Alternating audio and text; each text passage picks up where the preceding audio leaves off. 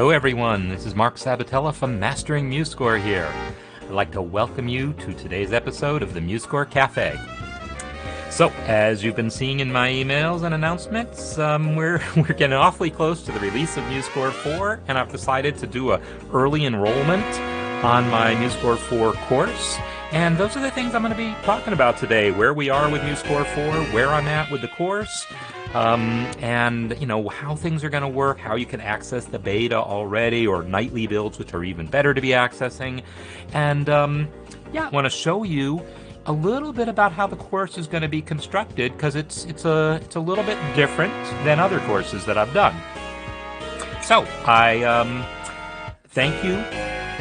Thank you to everyone who is enrolled already, because I'm definitely excited to see all the people that I'm going to get to work with here in the course. And I think, as a way of kind of starting things off, I think that is really the key.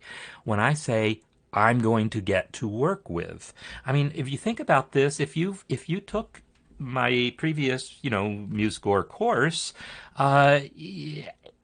you watched some videos. You heard me talk, right? And you heard recordings of me talk, but I wasn't really working with you. You were just watching some videos. If you think about this cafe, this is more this interactive kind of thing. And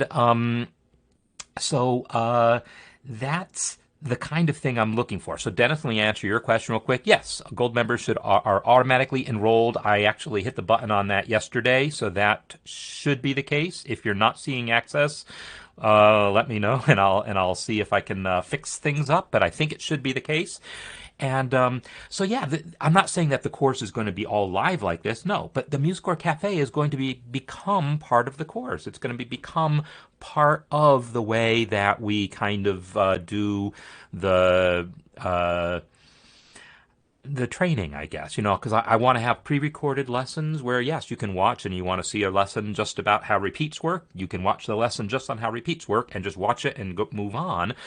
But I also want to have a lot more interactivity, a lot more Q&A kinds of things, and really make that available, really make myself more available. So I'm going to be having more opportunities for that sort of interaction, whether it's like through the context of this MuseScore Cafe, or whether it's through a space specifically dedicated to support within the course, or a chat space that I'm adding as well. And I'm also having like separate spaces just for gold members, also to get premium support, where you can I will be monitoring constantly, and you can get support really quickly. I mean, I can't promise 24/7 support from me personally, but then here's the other thing. I want to involve more people. When I say work with, I don't mean work with like I'm the teacher, you are the students. I mean, we're all going to be learning together, because this is new to everyone. I've been spending a lot of time over the last few weeks learning about MuseScore 4, or last few months, really coming up to speed so that I feel like I have mastered MuseScore 4, which, a couple months ago, I don't know that I could have said, because it was still too new. But now I think I know my way around, and I'm excited to share all that with you.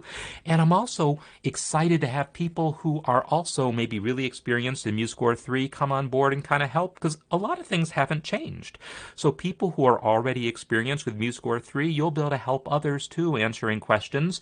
And I want to formalize that a bit. I want to create a mentorship sort of thing where people who, I haven't, the details left to be determined, but there'll be some process by which I will identify certain people as mentors and put a special tag on your profile, identifying you as such, and that will give you access to a special space within the course for mentors only, where we can discuss certain things and I can give extra attention to, and then also get other benefits, like, for instance, discounted and or potentially free access to other things. So lots of details left to work out. That's why I'm calling this early enrollment, right? Because it's, MuseScore 4 is not released yet.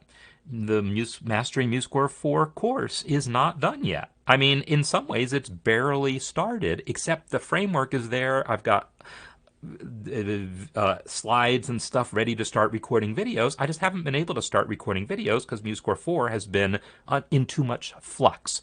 So let me update you now on some status stuff. The schedule for MuseScore 4 is actually pretty aggressive now. Martin Curie, who's kind of the product head for MuseScore, otherwise known as Tentacruel, is Martin Curie's handle.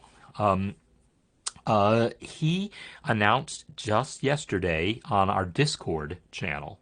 There's a MuseScore Discord channel where we do, discussions and so forth.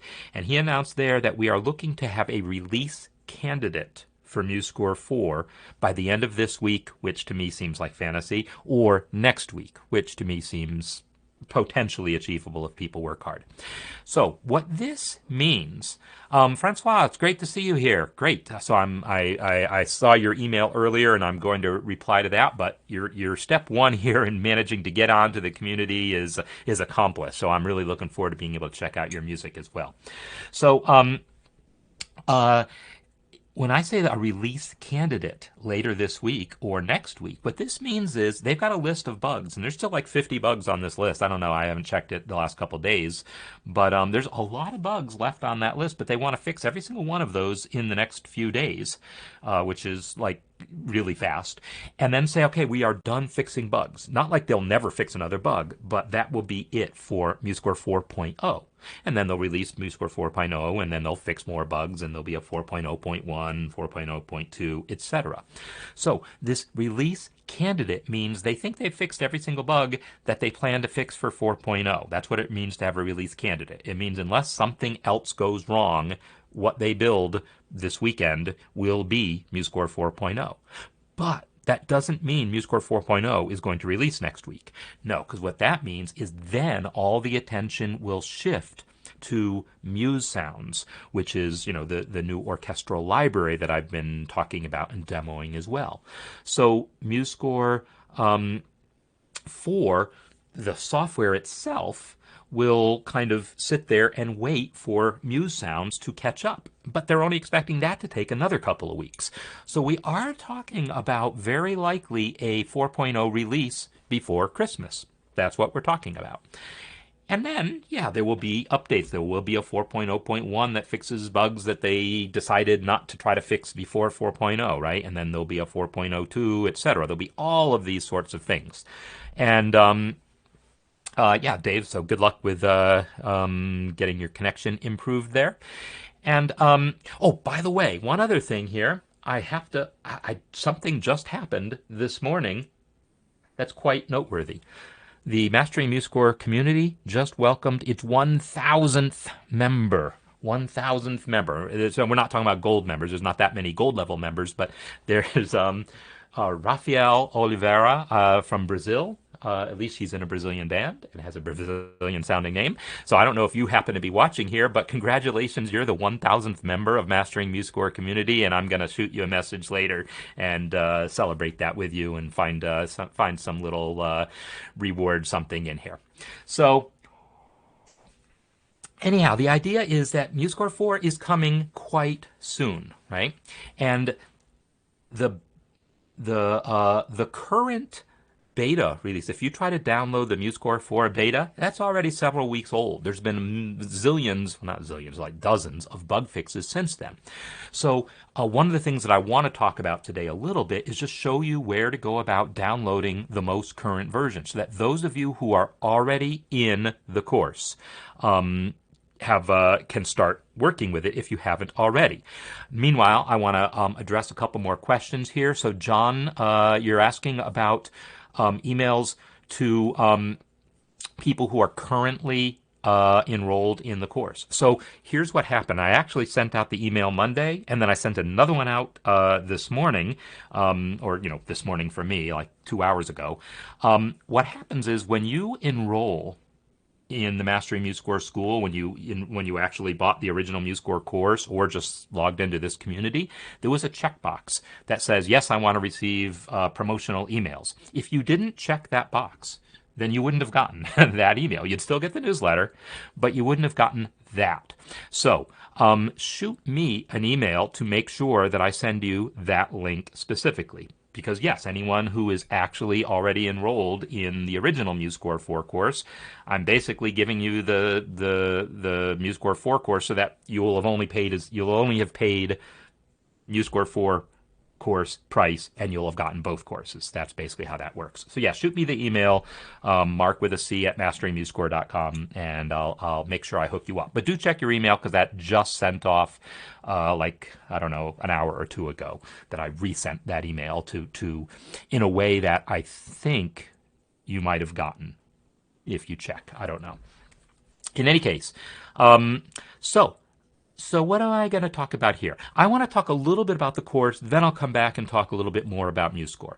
Now I'm going to jump back and forth. Here's what I want to do first. I want to, since MuseScore 4 is what's new and, hopefully exciting, I want to point out that this was the first time that I've actually played the MuseScore theme music using MuseScore 4. There had been bugs preventing it from actually working reasonably, and I worked around some and said, I don't want to work around them. I want to wait for things to be fixed. And so things are largely fixed, and so I was able to play you the MuseScore Café theme, and there was almost no difference.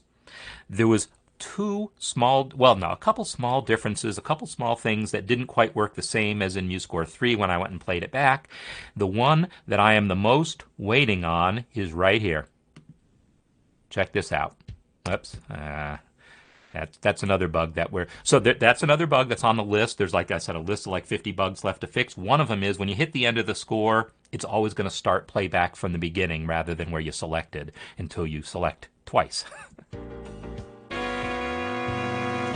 What happened? What went wrong there? Who can tell me what just went wrong? So, let me play it again. Oops.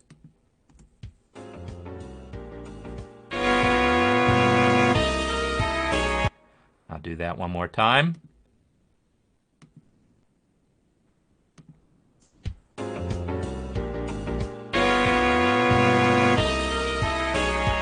So, something went wrong. That's one of the 50 bugs left to fix. And I'm just making up that number 50. It's around there. I don't remember the actual number at the moment.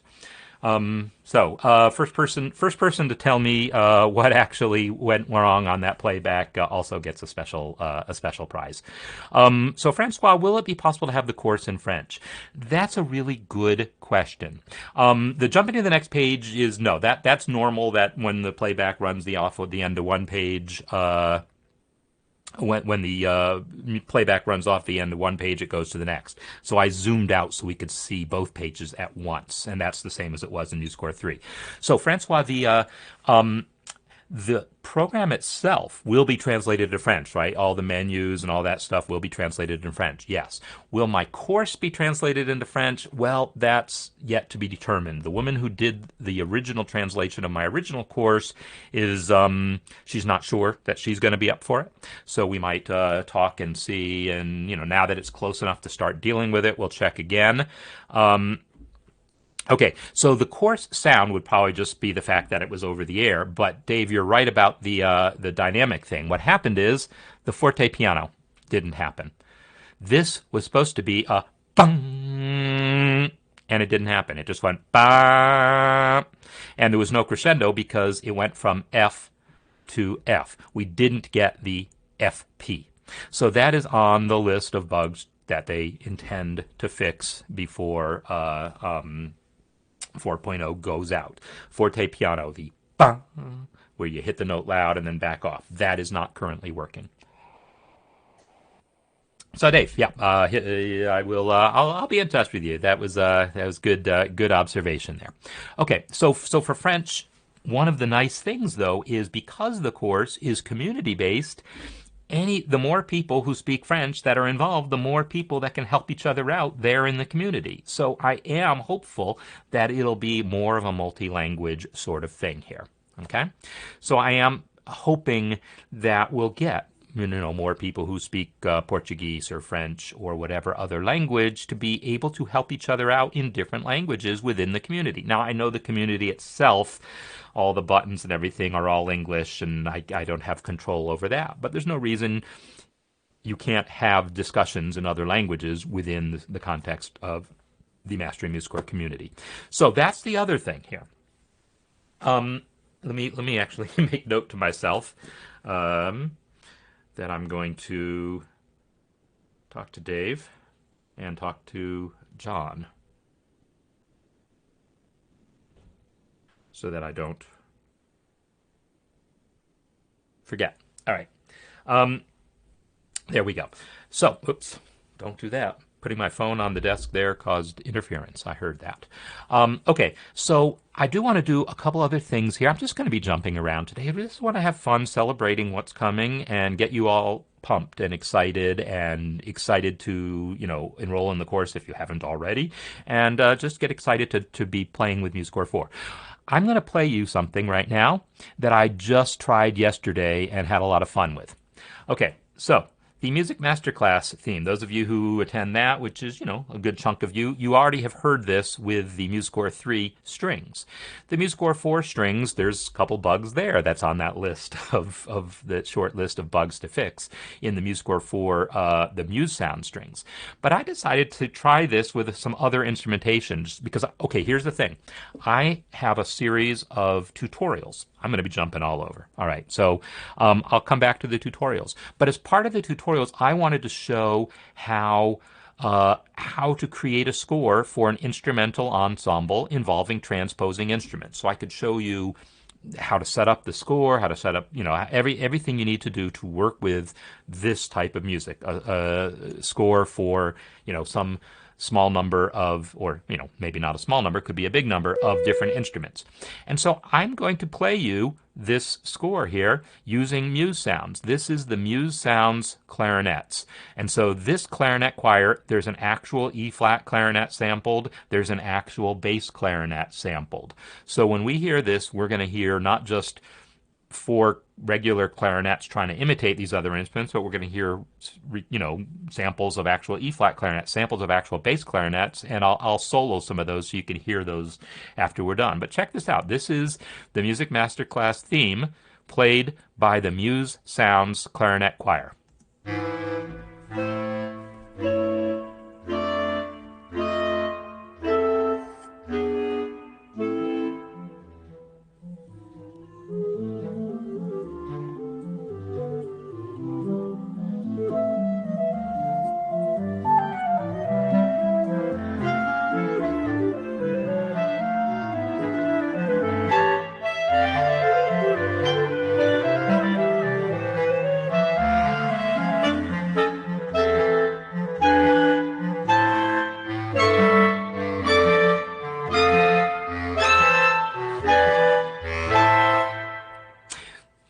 I don't know about you, but I play the clarinet, and I played the bass clarinet in junior high school, and yeah, this was pretty damn convincing to me. The one thing that made me smile is there's this thing here with this grace note here causes him to kind of miss that C sharp a little bit, right? You all heard that? There's that bug again. That's going to drive me crazy, but it'll be fixed. So again, let me start here. Actually, here, let me just show you the other new thing in MuseScore 4. In MuseScore 4, if you select a measure or multiple measures, it'll play just that instrument. And I'm still getting used to it, and frankly, yeah, we've talked about this a little bit. I still think there's room for improvement here, and hopefully they'll figure something out. But just check out just that E-flat clarinet. Right? And if you know clarinet fingering and think about how that would actually be played, that's lifting a lot of fingers at once, and then it's actually a fairly awkward little grace note there on a clarinet, and it sounded awkward. It sounded pretty human. But check out the bass clarinet and the growl it gets on the low notes.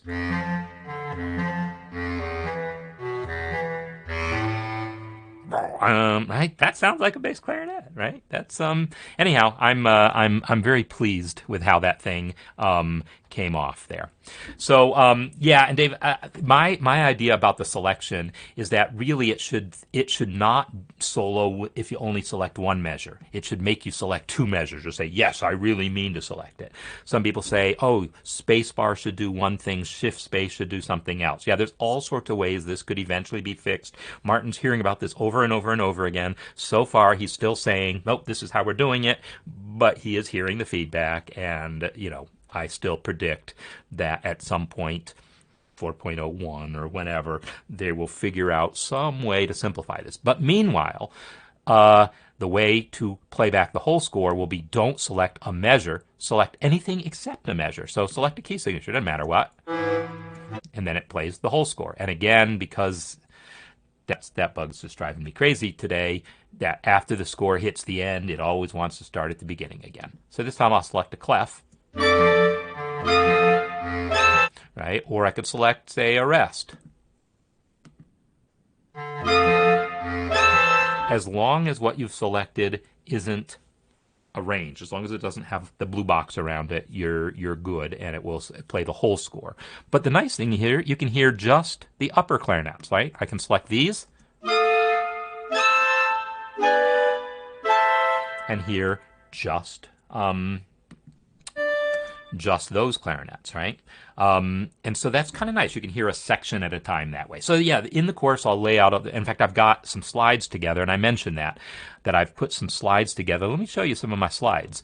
So the slides themselves, I might end up sharing. I don't know how useful they will be, but I want to show you what some of the things are. One of the things will be a set of slides talking about migration from MuseScore 3, talking about what's changed. And so I've got a whole list of like very specific things, and I'm going to get these videos in today, I think, or at least one or two of them.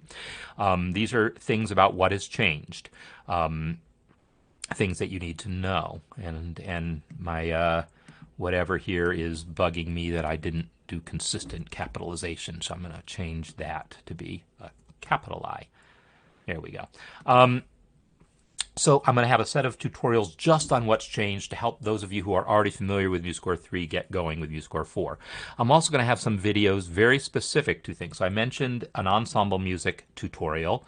The slides for that is going to talk about the specific things that come up in working on ensemble music. So how to set up the instruments, how to do the parts, how to do grace notes, how to do transposition, how to do repitch, which is when you have the same rhythm but different notes on different parts, how to make that work really efficiently, and then how to do things like dynamics and rehearsal marks and system breaks and all this kind of stuff.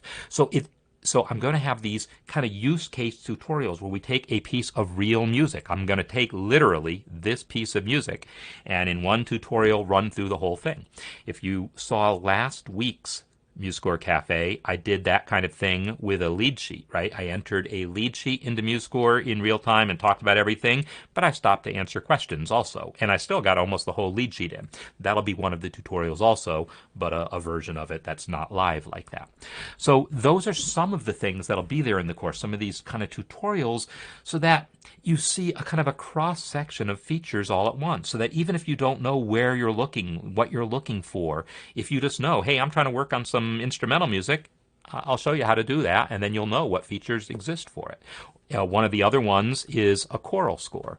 So I have this score here for a choir, and this you'll get to see how to work with music in multiple voices. This tutorial is already up in the course there. So you'll see how to do multiple voices on a staff, how to enter lyrics, how to get the verse numbers in there, how to do all this kind of stuff, the breath marks, the fine, the slurs, everything that's involved in writing choral music, and also more complicated choral music where it gets different lyrics, like every person has their own rhythm and their own lyric. I show you how to do that. So I'm going to have a series of tutorials and things that are designed to really be practical, as opposed to just, here's how this feature works. Here's how this feature works. I'm going to have that too, not to worry. But the sense that I have in working with people over the years is that that's not enough. That's the kind of thing that gets you to start the course and then never finish it, because at some point you get tired of hearing about individual features that you may or may not care about, right? You want to see, how do I actually do the things that I do care about? So that's where I want to focus here. I'm really getting you somewhere, and getting you somewhere efficiently. So, oh, John, you just did the thing. All right, cool, excellent. So, so anyhow, let me show you a little bit about what the course is going to look like, because as I mentioned, it's going to be a little bit different. Where did I put this thing? I've got it's this guy right here. So my other courses so far have been on a site called Teachable, right? And that's like all my first MuseScore course, the Harmony course, all the Counterpoint course, they were all on this site called Teachable. But the community here is on a site called Circle. And they're kind of integrated, right? I mean, if you click school here, it'll take you over to the school site, and you click community and it sends you back to the community site. So I've tried to integrate them to some extent, but they are definitely two different sites. So far, all the courses have lived on the school site. But that's what's going to be different here. This course is going to live here in the community so that we can have all of these kinds of interactions. That's part of what's going to make it be such a powerful thing. There's a term that is used in the industry. It's a new term called a community-powered course.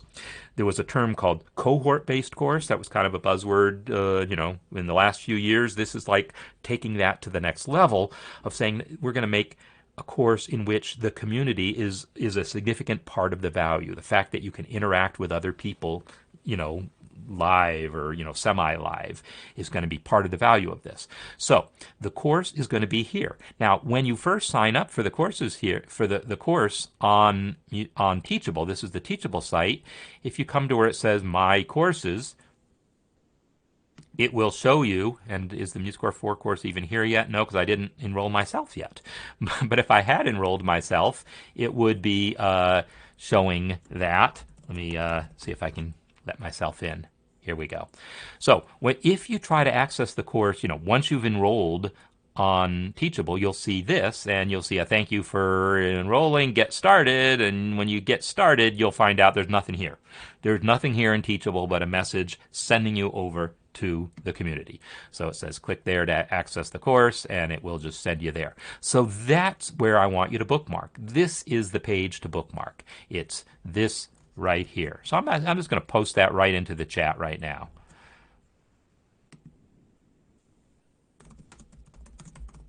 The main course page to bookmark. That's where you want to be. Okay, so once you are there, and of course now I'm seeing enrollment information, which I don't want to see, so I'm going to clock out of there, and I want you to see the course as it's going to look for you. So when you click on Mastering MuseScore 4, you're not going to see all of this business here, because this is what it looks like to me. This is my dashboard. Let's look at View Course. So you're going to see something that looks like this. It's a list of the lessons. And right now, most of these lessons are empty. That's why I'm calling this early enrollment, right? The course is not done. It's nowhere near done. In fact, let me get this sized over here so I can look at the chat while I'm doing it. Okay, so Circle is the community, Teachable is the course. And that kind of makes sense, right? Teachable sounds like it has to do with courses. Circle sounds like it has to do with community.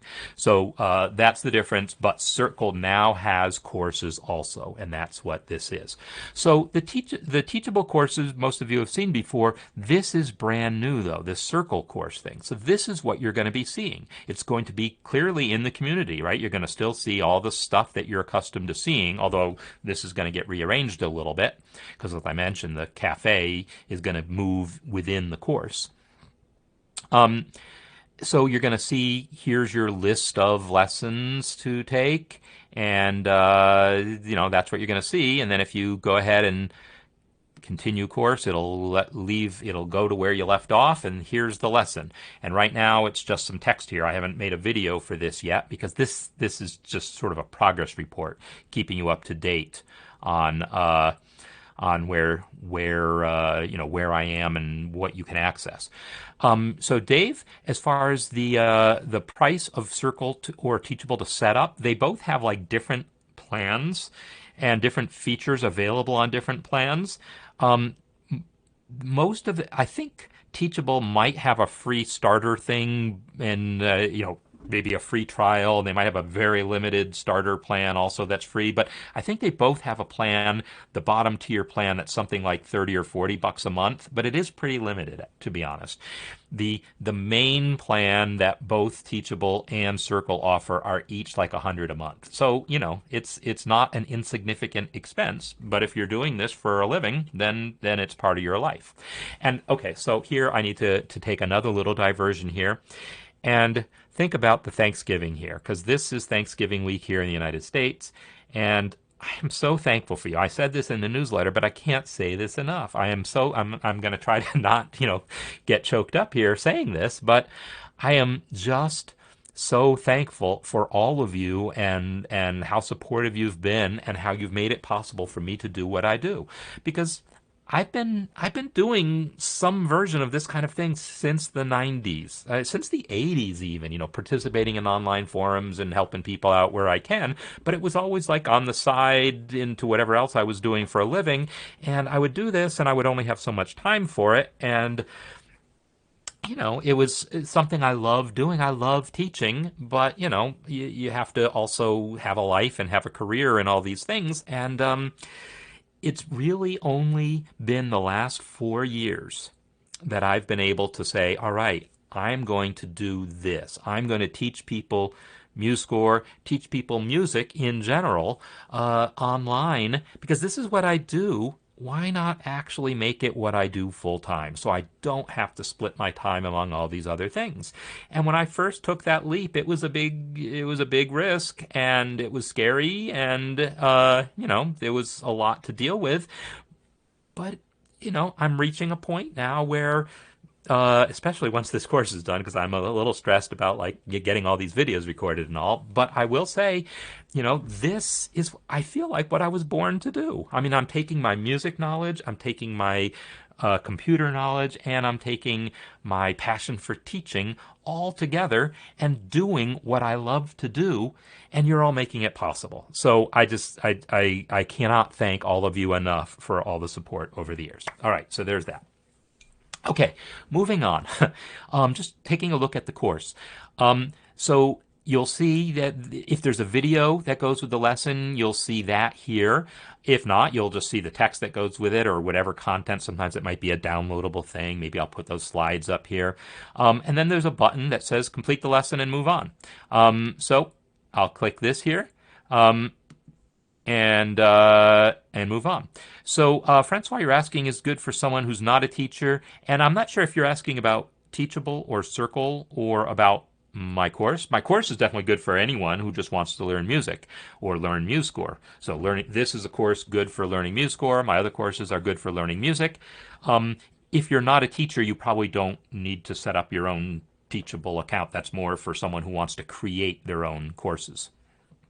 And yes, you can actually edit your own posts. That didn't used to be possible, but here, see those dot dot dot thing there? If I click the dot dot dot, then I have an edit button there, and you should see that yourself next to any of your own posts. You won't see it next to other people's posts. Do I see it on? No, I don't even see it on other people's posts. I can't even edit your posts for you, but I can edit my own posts.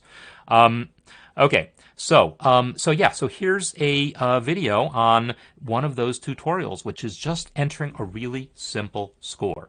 This tutorial I'm going to make available. This is going to be like a promotional thing that I make available to everyone and is going to be a thing to get people started.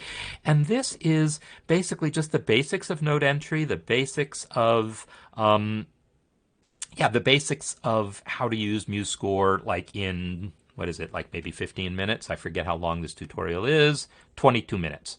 So it's a 20-minute tutorial because I did decide I wanted to cover more. For MuseScore 3, I had that Mary Had a Little Lamb tutorial. Maybe some of you saw. And in 10 minutes, I got through Mary Had a Little Lamb, but it didn't get you far enough. I wanted to get you further. And so I decided it was worth going 20 minutes. So I got a 20-minute tutorial that really is a great introduction to MuseScore. And so definitely be checking this one out. And but then you'll also see the list of tutorials over here. The list of all the lessons here. Now, let me show you a couple other things that you're going to be seeing here. One of the things is, and I don't know if this shows up by default. Let me make the window bigger for a second. So on the right here, I'm seeing where it says lessons, but check out these two icons here. If you click here, that goes away, right? That's the icon for lessons. But click here, and it's comments. So you will be able to add comments directly in the lesson here. You know, my previous courses have had comments that kind of went below the video, and then they were on Teachable, and then we wanted to talk about them on Circle also, like we did with the jazz piano holiday last year, right? And it was sort of a little awkward combining them. Here, the comments will just go right here on the side of the lesson if you've got comments about the lesson. Go back to the list of lessons. If I then say complete this lesson and move on to the next one, some of these lessons, by the way, are hosted on YouTube, and that's why you see what looks like a YouTube icon here, but they're private or unlisted or whatever, so not everyone will be able to see all of them. But some of the lessons will be just uploaded directly within the course for various different reasons based on how the privacy settings work and all. I've got to do things a couple different ways. But so anyhow, the lessons, if they're going to have text on them, there'll be text below here also. But check out this one here that says Fast Track. I have a video here, or I don't even know what this is. This is just a dummy video. This is just a Music Masterclass episode. So I just wanted to test the feature, I think. Okay, so let me tell you about these Fast Track videos. Right now, the structure of this course, and let me get back to where I can see people's comments. Great, and thanks also for all the comments that you're giving me here, and the thanks that you're giving me, and I'm appreciate it. And this is love. The structure of these lessons here, the fact that I have a section called Introduction to MuseScore, a section called Viewing and Navigation, a section called Basics, and there's other sections that aren't posted yet because I don't even have them set up at all. These don't have videos yet, but at least they got names. The structure of this is designed to mimic the online handbook. So let me open that window for a second. I'm going to show you the MuseScore 4 handbook and talk about that briefly. The MuseScore 4 handbook is still a work in progress. Remember earlier when I mentioned a mentorship program? One of the things that I'm going to be posting about pretty soon is to try to get people to help with the handbook. I've asked about this before, but now we're getting real close to release. We still could use help with the handbook. Like, let me go to the basics section here. This is the basics section of the handbook. Here's the list of pages within there. And here's my course. Whoops, where's my course? Here's my course? No, here's my course. These sections here, setting up your score, entering notes and rests, they are the same pages that are here in the handbook. My idea is to have videos that support the handbook so they support each other. That's the detail-oriented stuff. So when I said that, yes, I am still going to have videos that are designed to teach you each feature one at a time, that's how I'm going to do it. I'm going to kind of tie it together with the handbook and have a link directly to the handbook page so that if the handbook gets updated, you can access it directly. That's going to be one of the things you can look forward to. But check out the first thing in here. I have a fast track lesson at the beginning of every section. The idea of this is, rather than having to watch all these short little videos, and some of them won't be that short because they're going to cover like detail cases that you might not care about. I mean, I'm going to talk about adding and removing measures, and I'm going to talk about every detail about how to add and remove measures in that lesson. But maybe you don't need all that detail. You just need some basic stuff. My idea is to have a fast track lesson that summarizes everything in that section so that in, again, 20 minutes or less, or what I don't know how long they'll be one lesson per section that is just summarizes everything in that section, so that again you can really learn a lot about that material in a short period of time. The basics one is going to be tricky because it's actually some pretty unrelated stuff. There's stuff on entering notes, there's stuff on copy and paste, there's stuff on parts. So I might have to rethink how the basics fast track one works. But I don't know. We'll see.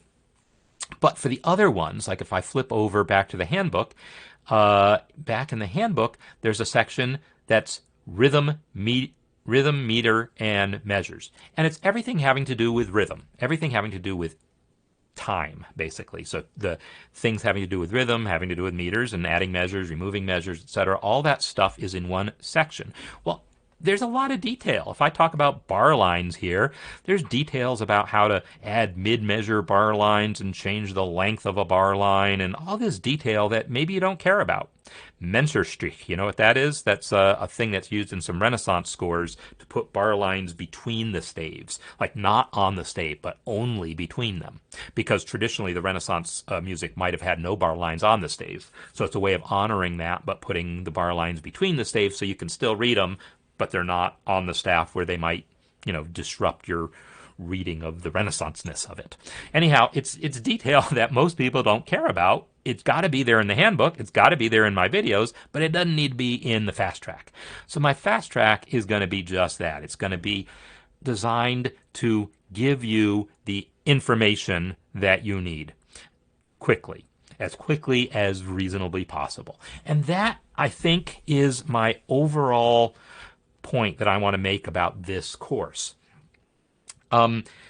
Whereas the original course was, it was over 100 videos, and there was no easy way to go through and say, well, this video I care about, this one I don't. I mean, you could pick and choose which videos to watch, but until you watched it, you didn't know if you needed to watch it, right? It was great having, it's like an encyclopedia. It's like trying to learn something from an encyclopedia. If you know exactly what you're looking for, you can look it up in the encyclopedia. But if you just want to learn about a topic, you want to learn stuff in general, the encyclopedia is overkill. You need something that just really focuses on what you need. This is the lesson that I have learned as a teacher, as a person being associated with online courses. So Teachable has their own community of other course creators, and we discuss things like this. How do you create the most effective course? Circle has their own community. Both of their communities are hosted on Circle, by the way. Where you learn as a community creator, how do you foster a good community? And one of the things that you learn is that, that encyclopedic approach is fine to have that available, but that's not the real value. The real value isn't having 100 hours of video to watch. The real value is being able to get what you need in under an hour, right? To not have to wade through 100 hours of video to get what you need. So that is my focus here, to get you there as quickly as I can. And yes, also have the backup stuff so that you can learn more about every topic as you need to. And so that is my goal here. That's what we're going to be doing in this course. So that's going to be what's there in terms of content. But there's more. Let me go back to the course here, and let me just go back because you don't need to be seeing that. See who's completed what. Sorry about exposing stuff. So there is now a discussion and support space, and this is going to be, it's going to kind of take the place of what was the and yes, Joanne, I did see your email and your messages, and I'll get to you also. So the conversation space under MuseScore Café, where, we would just have, people would ask random questions or whatever, that's going to be moving into the course, and we're really going to focus it or promote it as a way of actually getting questions answered about MuseScore. If you have a question about MuseScore, go there. And, and then we can help each other out. And this is part of the community aspect of it, right? I can't guarantee that I'm going to answer every single question that gets asked. I'll do what I can, but I've got a lot else going on. But we can all be helping each other out by answering each other's questions, and that happens already. But I'm saying that this is going to be part of the experience. And when I talk about these mentors, the people who once I announce how that whole thing is going to work, people who are identified as mentors, those are people then that you will be able to trust to give good answers, and will have some sort of, actual maybe responsibility to answer some questions, so that we'll really have a good community aspect to the learning experience there, and that is kind of uh, another just big part of what's going to be happening in this course is this idea of being able to support each other here. And I mentioned that there's going to be a special chat space just for mentors. This is all still in transition, right? All this stuff is still being set up. Again, that's why I call this early enrollment. You're here before MuseScore 4 is, right? So MuseScore 4 isn't here yet, but you can still be playing around with it in beta and nightly builds. Similarly, the course isn't here yet, but you can be jumping right into this discussion space as Joanne has and ask some questions here, and we can be helping each other out. And I'm going to be posting some stuff shortly to help get you started. If you haven't already installed the beta or a nightly build, I want to post some stuff to get you started there. The next thing that I want to talk about is this music engraving workshop. So the music engraving workshop is, that's obviously a thing that I started, well, obviously, because I think most of you have been around for a while. You probably have seen that that's something that I started, I don't know, 6 months ago, more? How long ago was it? I don't know. But it was a thing where I was going to do this music engraving workshop and musicianship skills workshop, and I still am. But this, too, is now moving into the course. So whereas previously the engraving workshop was a special bonus only for gold level members, now the engraving workshop is going to be part of the MuseScore course. It's going to change a little bit in its structure, but the idea is this is about how to learn music notation, how to learn really good music notation, how to create good looking scores, not just how to press the buttons in the software, but like, for instance, let's flip back to my piece here. This dynamic marking is above the score, is above the staff. This dynamic marking is below the staff. That's correct. That's how choral music should be done. That didn't require knowing MuseScore to do that. That requires knowing how music notation works. And then you have to know how to use MuseScore to make that happen. But just knowing that that's the proper place for the dynamic markings, that is not MuseScore specific. That is good information to know independent of MuseScore. And that's what the music engraving workshop is about, teaching you good notation skills. And I've just decided that I want that to be part of the MuseScore course so that it's part of this ongoing experience. So let me just elaborate on that a little bit more. This ongoing experience aspect of it is important. So yes, there's going to be these videos designed to get you moving fast, and more videos there to go deeper into subjects when you need to. But I want there to be, learning about creating music is an ongoing thing. It's not like, oh, now I know how to use that tool, I'm done, right? I mean, there's new things to learn all the time, both about the tool, but also about music engraving, and also, new features get added. There's all sorts of stuff about MuseScore and creating music with it. It's an ongoing thing. You don't hit the done point on it. And so I want to encourage people to not just like watch some videos and then not check in again. I want people to stay involved here. And, things like the music engraving workshop will be an ongoing thing like that. And then also, your own skills will reach to the point where maybe you become a mentor and you're able to help other people also, and then therefore get other benefits. And, there's all sorts of things that I'm looking at tying together here. So that's kind of my thing about this course.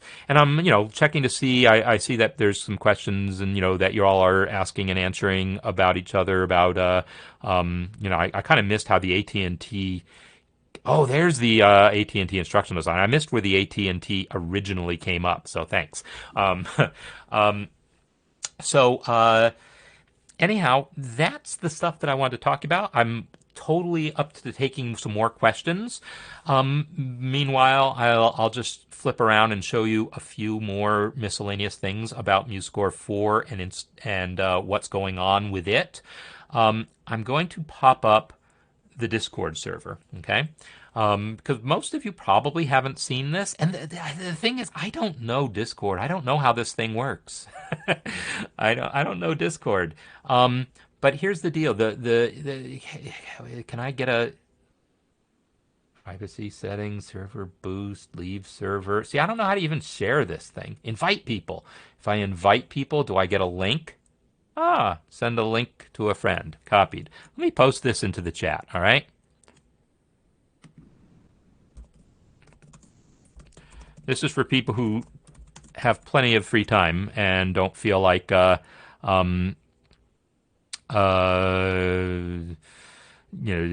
just need more places to chat. So, Michael, you're asking about how to volunteer as a mentor. So, this is something I'm still not sure. I'm still structuring that program, but I will be making announcements, and it'll probably develop kind of organically, where I'll start with something and then it'll become gradually more and more formalized. So yeah, you'll be hearing an initial thing about that in the next day or two, and then we'll keep working on what it means to have this mentorship program. So anyhow, this Discord server is the place where I don't know how I'd put it. It started as just for the developers. There was a place to have development discussions. So these are people talking about how, I'm trying to fix this bug, but I see this line of code. Does anyone know what this line of code does? And discussions like that. And so that kind of stuff is going on here, or the translation one. So Francois, you're asking about French. People are actively translating the user interface into different languages, and they'll often ask questions like, hey, there's this one thing there's this one menu item that says this, and I don't really know what that does. Could someone explain it to me so I could understand better how to translate it, right? And so there's a question here. What is every n staves? That's one particular little message that shows up in a dialog box, and this person didn't know what it even referred to, so he didn't know how to translate it. Those discussions are happening here. But there's also some other ones. There is a support channel here where people try to help each other out. It's very informal, but that exists also. There's general thing here where people just share their own music and stuff. So the Discord channel is got it's like its own little community. It's pretty small, but it's worth knowing about. But if I point you to the announcements here is where there's information about the handbook, and so I'll be posting links to all this kind of stuff. So anyhow, I just wanted to show you that Discord server. But next, I want to show you the actual announcement about the beta. So the beta release is already, as I said, a few weeks old. And so this is an announcement about the beta release, but it's already outdated. I will post this into the chat as well.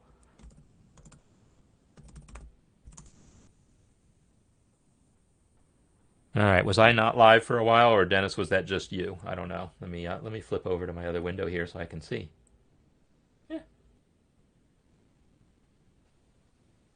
Yeah, I look live. So not sure what happened. Oh, so Dennis was frozen. Okay, but it looks like other people were fine. So anyhow, this is the beta announcement, and there's still good information here, but it gives you these links to download the beta release. And the thing is that the beta release is out of date. It's out of date. So I want to show you where the nightly builds are. So the nightly, and I'll post all this in the community also in the context of the course there, so that people who are in the course can get all the stuff. But if you go to download software, this is on musescore.org, download software, nightly builds download page. I'm going to post this link into the chat.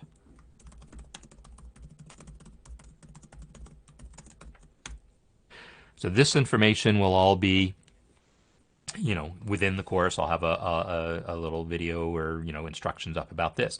This is where you're going to want to go. You're going to skip the stuff that says MuseScore 3. You're going to skip the stuff that says beta, which is actually not even just weeks old. This is actually a year-old thing that's shouldn't be there at all. But you want the one that says MuseScore 4.x Master, and you'll see Windows Nightly, Linux Nightly, and Mac OS Nightly. and you're going to want to click the one for whichever operating system you're on, and then download it, and I'll give instructions on what to do. The Windows one doesn't install. It's a zip file that you have to, a 7-zip file, and you have to unzip it with a special program called 7-zip, and then go to a particular place to run the file. So it's a little process of learning how to run the nightly build. It's a little easier on Linux and on Mac OS. But yeah, I want to show you how to get those builds so you can start using them right away. So I've just given you the link. And some kind of marker about where you are in the broadcast. Some kind of marker. So, Joanne, I'm not quite sure what you're asking. And Francois, I'm not sure what you're asking about either. But I think I'm talking about my MuseScore 4 course. That's what I'm talking about. The new one that I just announced, the Mastering MuseScore 4 is the course. And that's where I'm going to post all the information about using MuseScore 4. Yeah, and the choir sounds. Yeah, let me actually play you a little bit of some things here, just because it's fun. So is this going to play? I'm going to open the mixer, and yeah, I've got it set to use altos for the top voice, basses for the bottom voice. Here are the choir sounds on this choir piece, which I mentioned is the tutorial demo.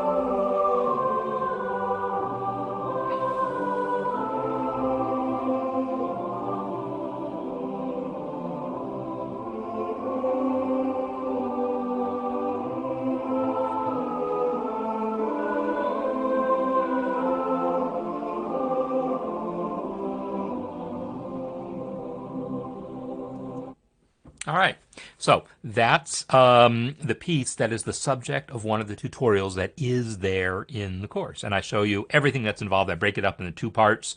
So a 2-part tutorial, and those are the MuseSounds choir sounds, which, it's hard to have good choir sounds because you're not going to have lyrics, right? That's requires all this really fancy AI stuff. That's not happening. But as basic choir sounds, just going that's pretty good sounds, I think. Anyhow, that's something that you can be using. Now, one thing to notice about this is I'm using altos for the top staff, basses for the bottom. That's because I chose to do this on only 2 staves. If I'd done it on 4 staves, I could have had separate soprano, alto, tenor, and bass. When I mentioned there's this list of 50 bugs to fix, one of them is that tenors tends to crash. It doesn't always, but sometimes you try to do stuff with tenors and it crashes. So that's one of the things that they're still wanting to work on. So yeah, the choir sounds are especially good. And yes, the beta announcement is totally wrong when it says nightly builds don't work with MuseSounds. Well, they didn't when the beta announcement was made. That information was out of date just a few days later. The nightly builds definitely work with, that's what I'm using here, last night's build. As far as harp goes, and I think Marla, you probably heard this if you're here, but I am going to load my orchestra score for a second just to play the harp because it actually is quite good. And if it will play harp for me, I will be pleased. Because sometimes I know when it tries to play the whole score, it gets a bit overwhelmed. But let's hear the harp only. So here I'm going to take advantage of the fact that I can just select a measure. So already I can see it's taking too long to load the samples, and that's telling me that, yeah, the fact that while I'm broadcasting things run slow, it wouldn't normally take that long to load MuseSounds, even for an orchestra score. Here we go. Let's hear just the harp.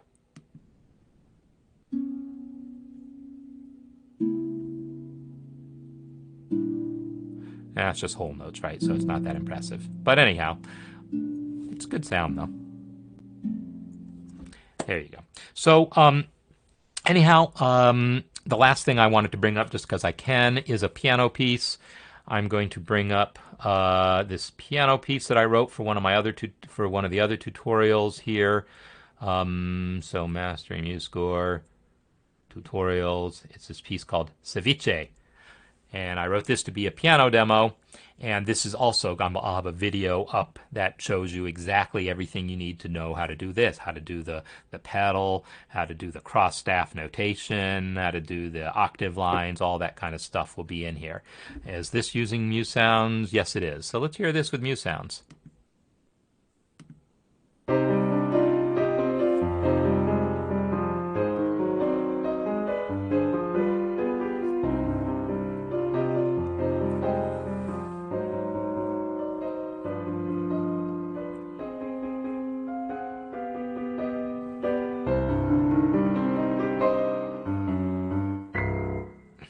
And there you go. I might tweak the dynamics a little bit because I just realized it never really got above mezzo forte, and I probably should have an actual forte in there somewhere.